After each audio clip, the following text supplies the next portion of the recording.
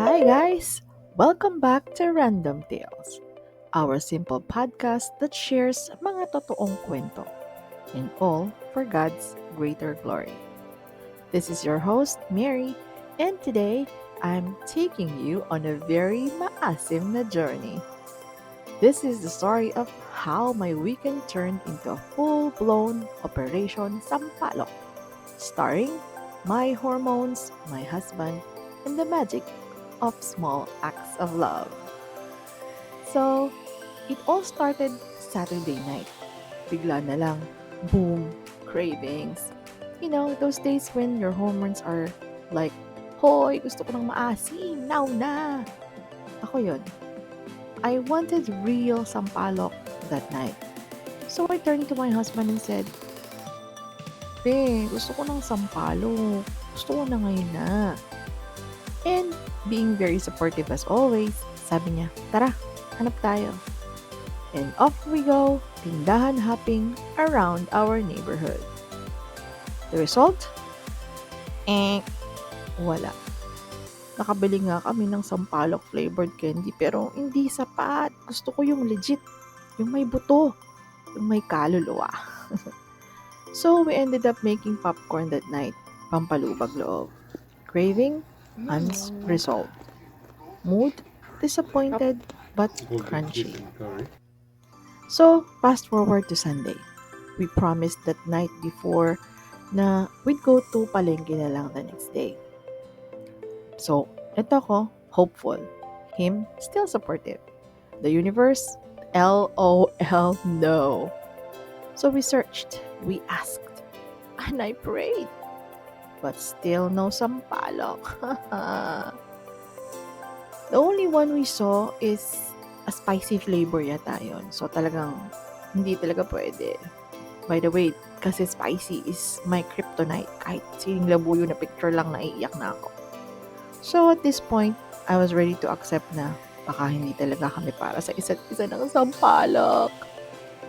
If you love something, let it go daw, sabi nila. Charot.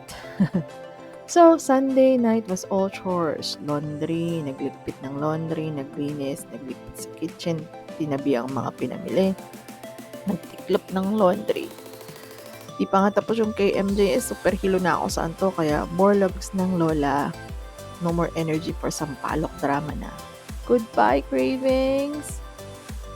Then came Monday morning. I heard hubby feeding the dogs and making his breaky before leaving for work. Then, came inside the bedroom, kissed me goodbye, and I dozed off again. So I woke up around 9:40 a.m. na siguro yon. Basta before 10. Groggy na. Gutom na ulit. Zombie mode papunta sa kusina. And then the dogs were jumping up and down on me. I was just trying to survive. Then I saw it. A mysterious plastic bag on the dining table. I opened it. And there it was. Not one, not two, but 5 bags of sampalok. Legit na sampalok. I literally smiled like I won the ladder. Ear to ear. So minutes later, Happy walks in. Turns out he went back home to get some tools. And then, obviously, he knew na gising na ako by that time. And I was like, saan galing to? And he just smiled and said, pumunta ako sa kabilang palengke kaninang maagang maaga, baka sakaling meron eh. And he found some. So he bought 5 bags kasi naking kasya sa pera niya dala. Because in his words, gusto mo eh. Diba? Simple lang.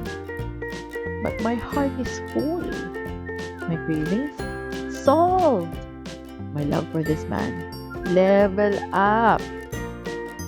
Hindi na kasi kailangan gawin yun. Pero ginawa niya. Hindi kasi show yan eh. Hindi masyadong romantic. Hindi yun yung palabigay ng roses kapag may okasyon like Valentine's or anniversary. Pero minsan namimitas na mga bulaklak sa garden pagka may okasyon. Not the kind of person na pupunta ka ng damo just to buy flowers or roses. Pero nabibigay niya naman yung alam niyang totoong magpapasaya sa puso ko. Yung totoong gusto ko. And that my friends, is what you call acts of love. Level asim kilig. So, moral of the story, find yourself someone who crossed towns at 6 in the morning just to find your sampalok. Because love isn't always in grand gestures.